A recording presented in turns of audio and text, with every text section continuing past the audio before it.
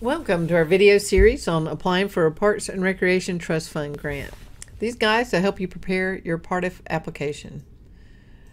This video looks at projects with land acquisition. What documents are required when you're requesting funds to purchase property? And keep in mind this also includes donated property. So when you're requesting funds to acquire property, this video section will review this process for land acquisition through PARTF, identify the steps and timeline that you need to take title to the property, because that can vary from community to community.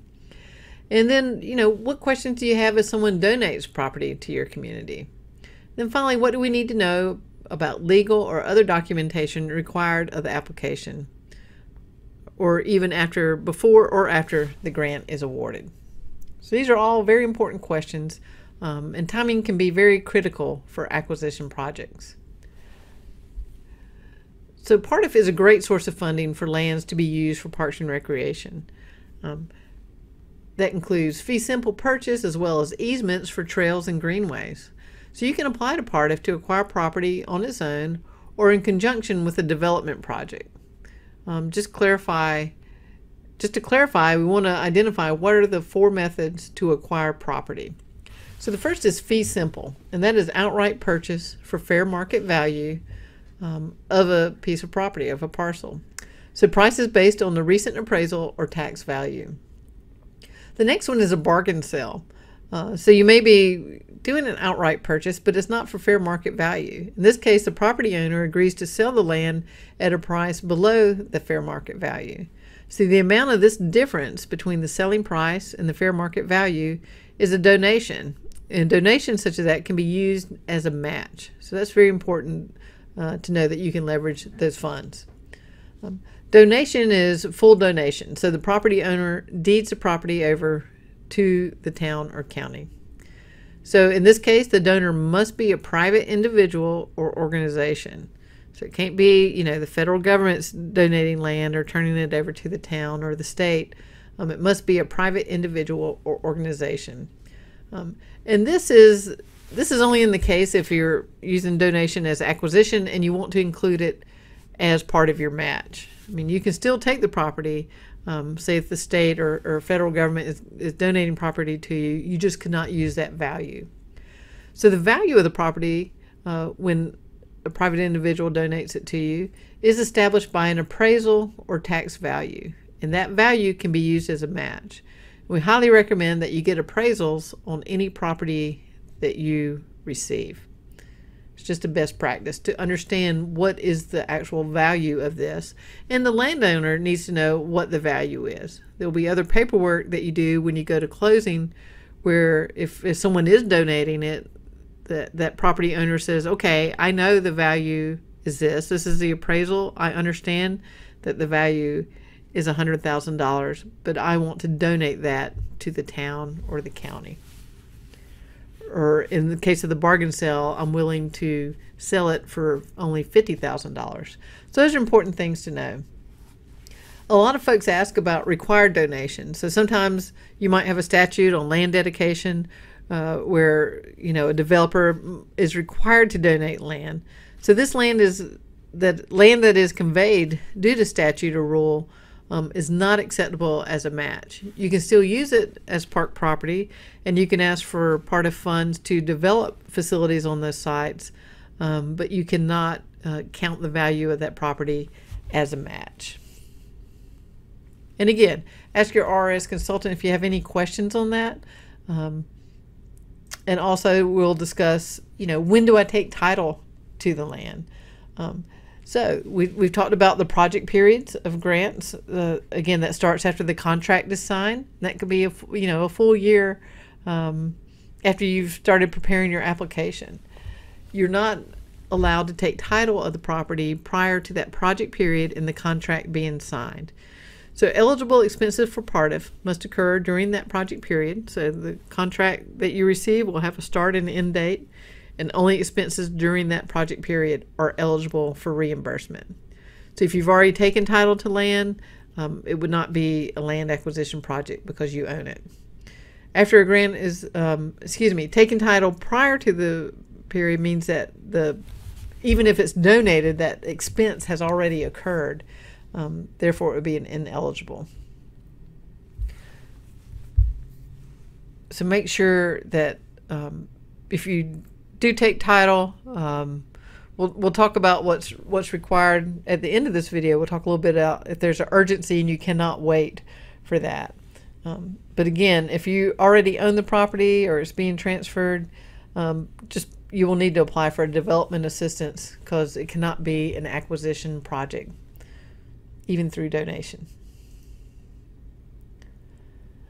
So when you complete the application for acquisition, the following items must be included: an estimated value of the property, a legal description of the land, the acquisition boundary map and concept site plan, what's planned for the property that you're acquiring, the list of properties to be acquired, a history of conveyance. If it's donated land, we need to know what's the deed history on that property, and we want to know about any improvements that are already on the property. So are there buildings, ball fields, other structures? What is on there? If you want to count those values as part of your match, if it's donated or if you're purchasing it, we need to know the value of those buildings. And will they be used for recreation purposes, demolished, or other use? And we'll talk about each of these. So the property value must be completed by a licensed North Carolina appraisal, and that appraiser must certify that it was done using the Universal Standard of Professional Appraisal Practices.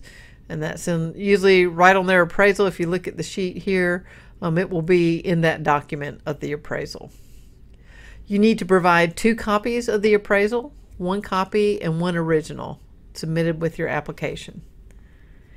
If the property is valued over $500,000, you will need 2 appraisals that are required.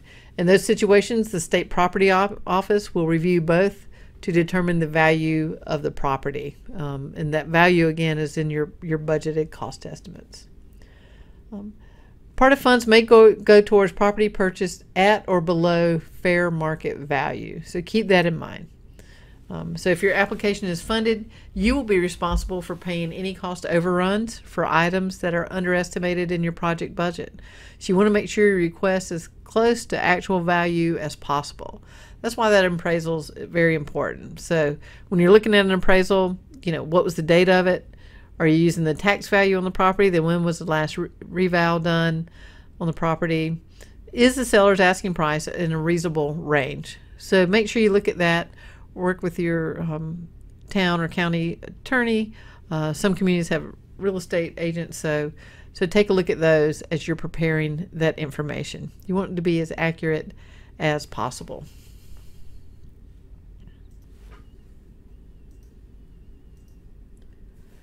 Legal description of the land. This is in the application. If you look at the example that's on there, you need to have meets and bounds. So that's these surveyor marks on there or a plat map that describes the land. You need 2 copies of that. The map elements, please make sure you include all those: project title, acreage, north arrow, scale bar, and the date of it. You might also include the reference deed book and when it was recorded. Easements or restrictions especially if it's on public use of the property, make sure that that's included. Adjacent property use and any significant reference points. The boundary map and concept plan, again, this is similar to the site plan if you're doing acquisition and development. But again, you'll need 20 copies of that site plan. So this is what will be submitted for the Parks Authority to see. Use the required color coding to illustrate the proposal on what you're planning to build, develop now or in the future. Site boundaries, you need to include those, the complete site boundaries. Proposed use of the property. And always remember that the concept plan is not the final master plan for the site or what is built, but it gives the authority an idea of proposed park development, lets us evaluate the compatibility for the location and types of recreation that the land can support. And we'll look at an example here. In this case, there was an existing park, and the community applied to expand the park had the opportunity to buy acreage, let's see, an additional 209 acres adjacent to the park.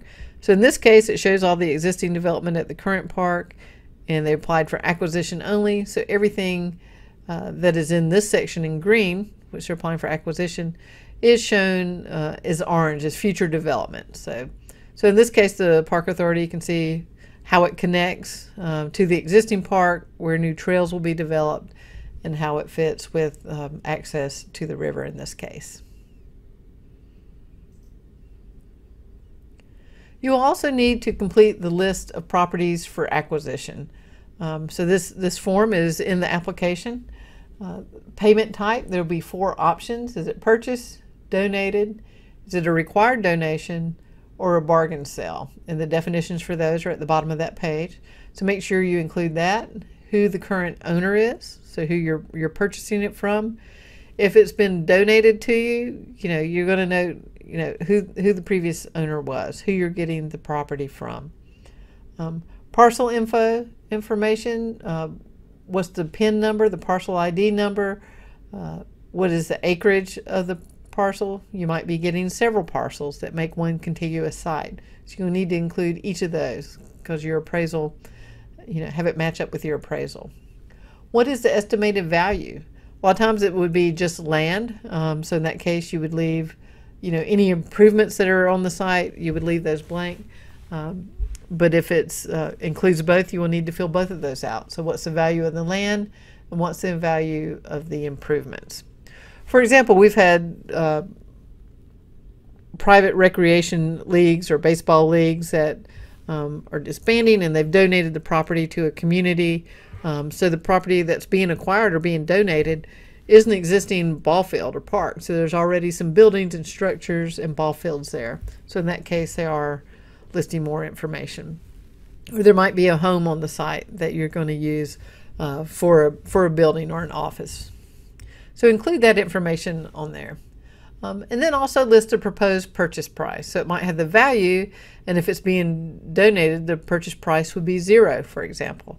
And then that's where you will get that value of donated property, if it's a bargain sale or outright donated. So that's where we see this information on the document. So some important requirements for land acquisition is that donated land must provide a history of conveyance. So these are copies of the deeds from the past 5 years. We need to make some, I'll just be honest, some people have asked like, oh, we've already taken title, can we give it back? And then they donate it back to us after the project period. That answer is no. So part of that history of conveyance shows the past 5 years what's been the chain of ownership for that property. Deed restrictions. So if you purchase property, keep in mind that any land purchased with PARTF funds must be dedicated for public recreational use in perpetuity. So that's forever. It needs to remain as public recreation. So keep that in mind. A lot of times that's great. It protects the property, but also note that, depending on what your community might want to do with that property, sometimes that might be a deterrent for that. And the PARTF program provides the exact language that you need to record on the deed, depending on if it was purchased or donated or if it's an easement.